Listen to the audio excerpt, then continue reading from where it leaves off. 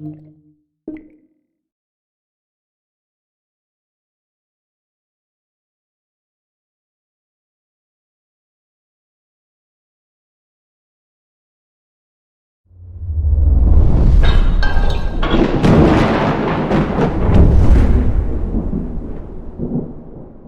E to enable text reading.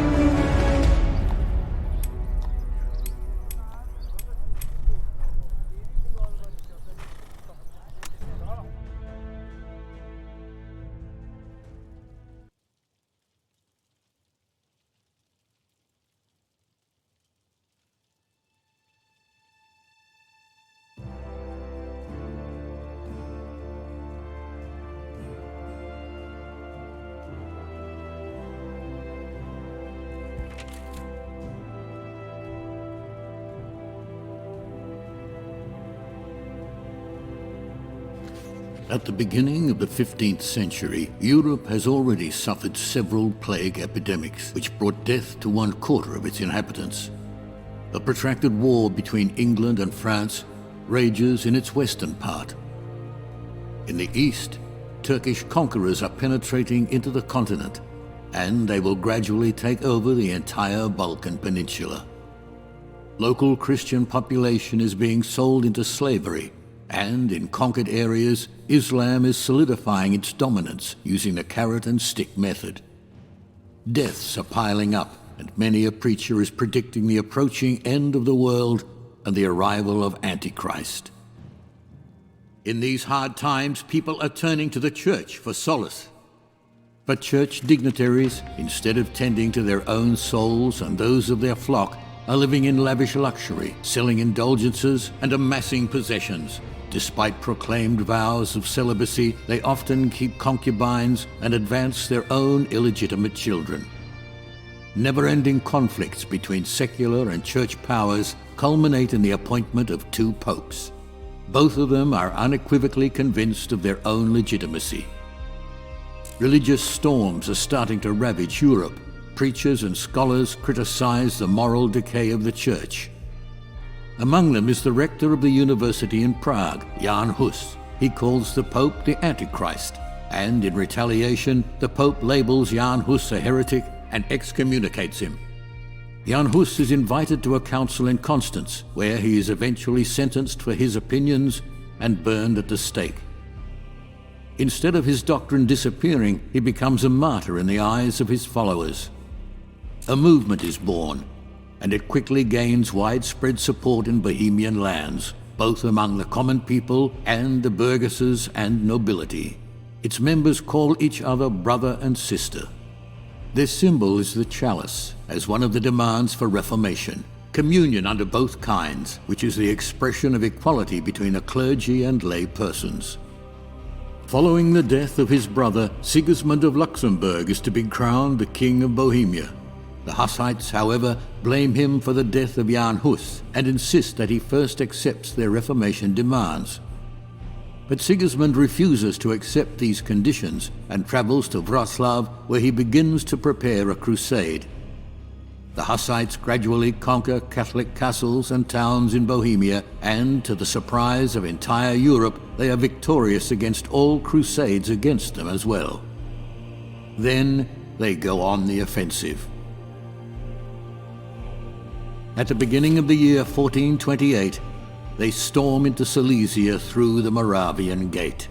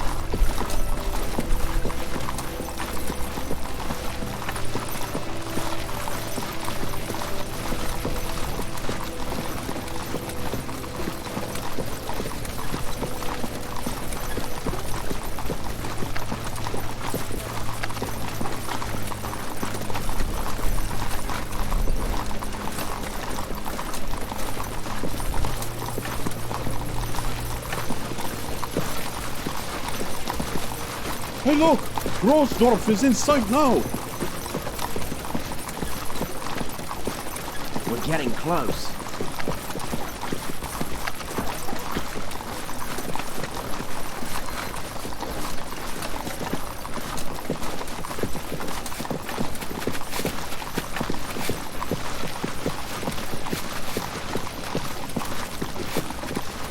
Brother Hynek, Brother Prokop sends a message that you should join him and the other commanders at the head of the army.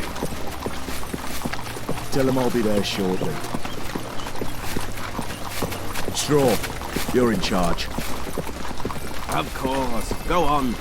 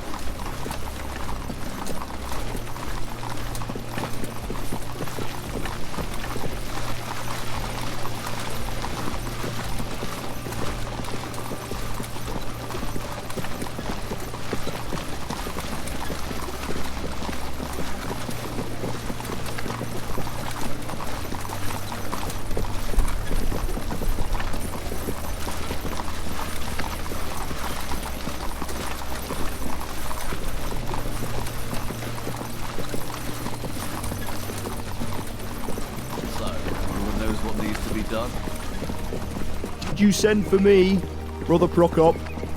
Ah, here he is. Brother Blazek will tell you about our plans. Blessed be the Lord, brothers.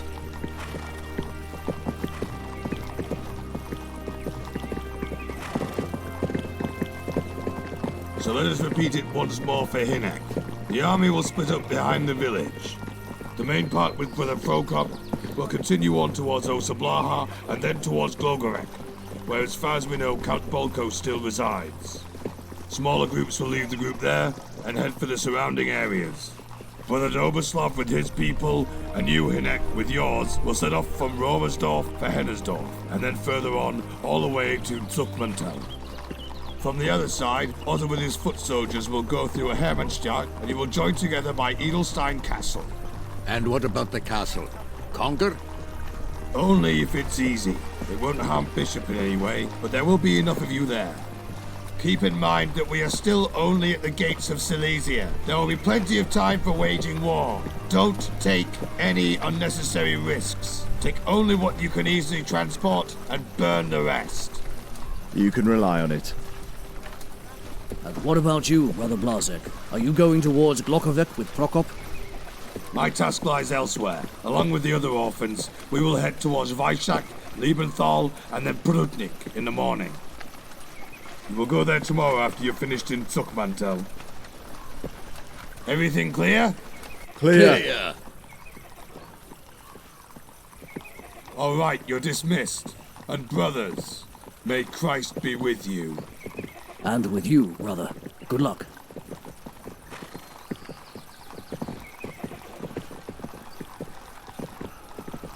Do you hear? It's already started.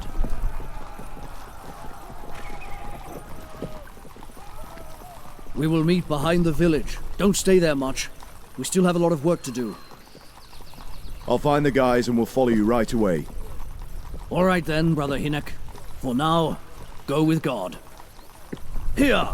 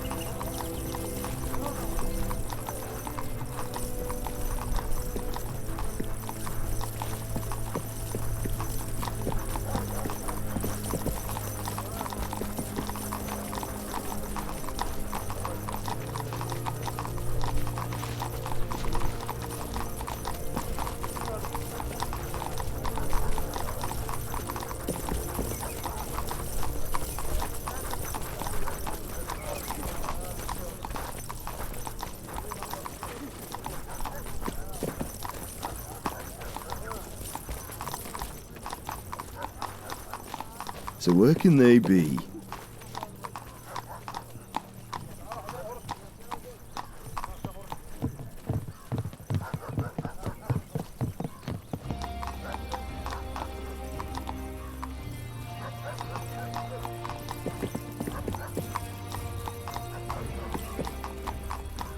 Straw!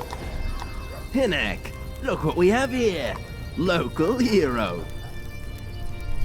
Leave me alone! Heretics! Devils!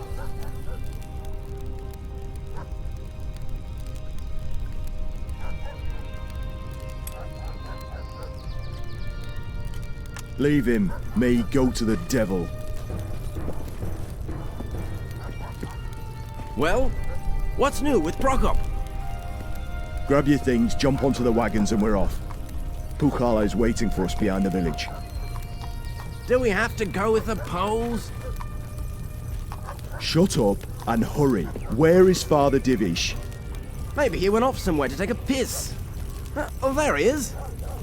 Well, didn't you hear? Pack up your junk and we're off to plunder with the Poles. Wenzel, you go grab the others. Where are we off to, Brother Hinek? We will join up with the Poles and go towards Hennersdorf. Innersdorf it is. Onwards.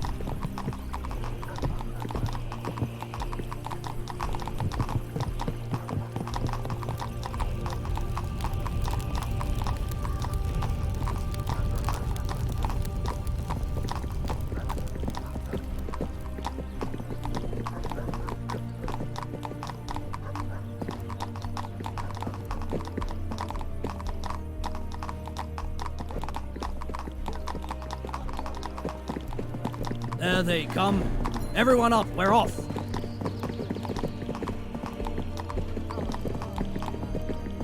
I'm looking forward to fighting by your side, Hinek.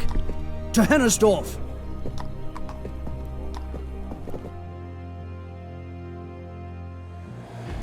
We're here. Charge them, brothers. Hier Pritzig Bratscha! For the truth and the greater glory of God Almighty. Yeah.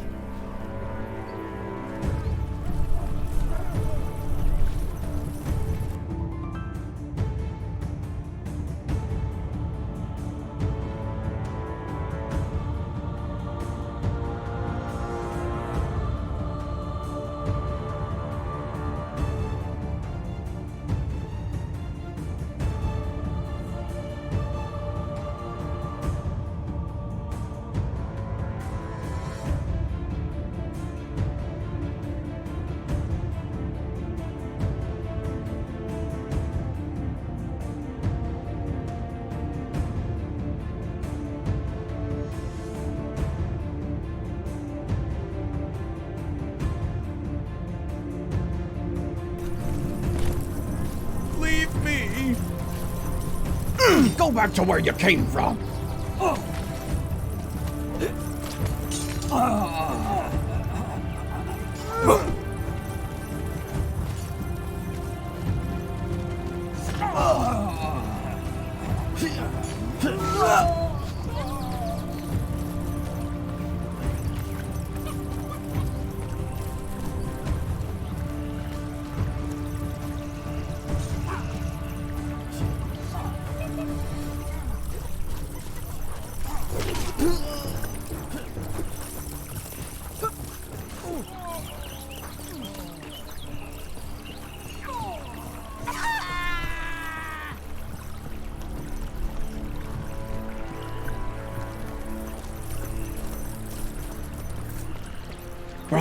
Brother, here.